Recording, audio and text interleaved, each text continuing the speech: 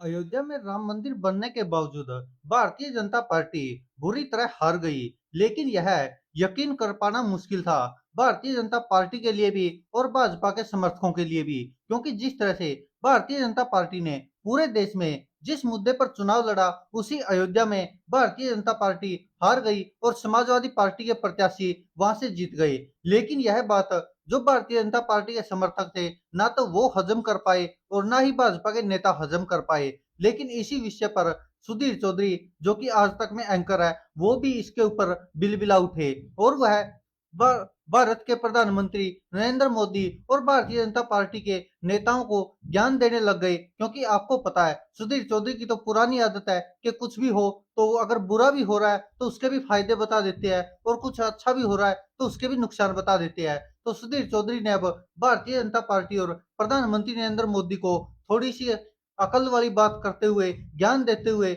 देखिए कैसा भाषण दिया है। जैसे प्रधानमंत्री नरेंद्र मोदी देते हैं, बिल्कुल वैसा ही भाषण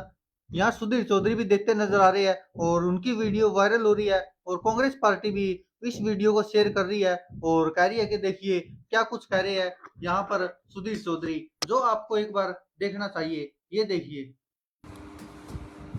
बड़ी संख्या में हिंदुओं ने ही वोट नहीं डाला। नया जो सबक है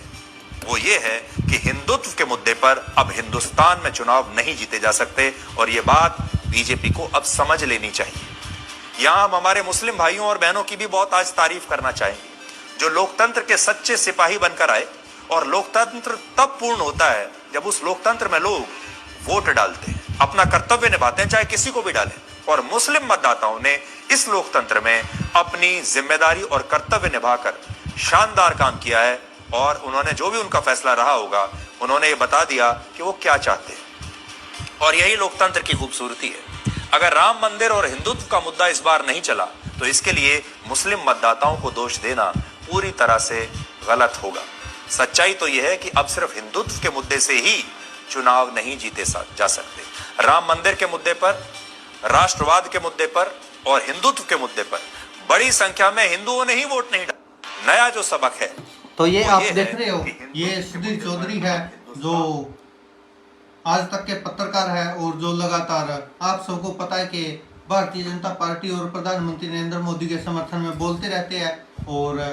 प्रधानमंत्री नरेंद्र मोदी जो भी कदम उठाते हैं वो उनके फायदे गिनाते ही गिनाते हैं। आपको याद होगा नोटबंदी हुई तब भी उनके फायदे गिना दिए थे, 2000 का नोट नया निकाला तो उसके भी फायदे गिना दिए थे सुधीर चौधरी ने, और फिर बंद किया तो उसके भी फायदे गिना दिए थे। यही वही सुधीर चौधरी अब कह रहे हैं कि जिस तरह से भारत की राजनीति में अब ना तो राम मंदिर का मुद्दा चलेगा, ना हिंदुत्व का मुद्दा चलेगा, ना राष्ट्रवाद का मुद्दा चलेगा और हम इसके लिए मुस्लिमों को दोष भी नहीं दे सकते क्योंकि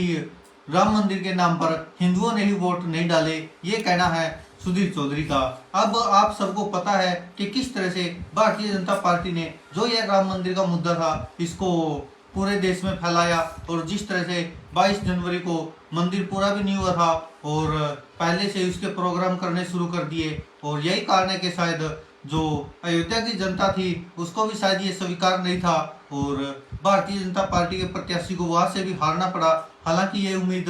भाजपा के कार्यकर्ता या पार्टी के नेताओं को तो नहीं होगी, लेकिन वहां पर अयोध्या की जनता ने हरा दिया और लोग सोशल मीडिया पर कहने को मजबूर हो गए कि अयोध्या में राम भगत तो है लेकिन अंध भगत नहीं है। और यही कारण है कि अयोध्या में राम मंदिर बनने के बावजूद भी अयोध्या की जनता ने भारतीय जनता पार्टी के प्रत्याशी को हरा दिया और यह एक कहीं न कहीं बड़ा झटका है भारतीय जनता पार्टी के नेताओं के लिए और ऐसे पत्रकारों के लिए भी। अब सुधीर चौधरी जी भी बोलना तो बहुत कुछ चाह रहे बेचारे, लेकिन बोल नहीं पा रहे क्योंकि अब जो प्रधानमंत्री नरेंद्र मोदी जिस कुर्सी पर बैठे हैं अब वो कुर्सी उनकी खुद की नहीं रही, बल्कि उस कुर्सी के जो दो पाए हैं वो नीतीश कुमार और चंद्रबाबू है और उनके बिना अब सरकार बन नहीं सकती है एनडीए की और उनके बिना अब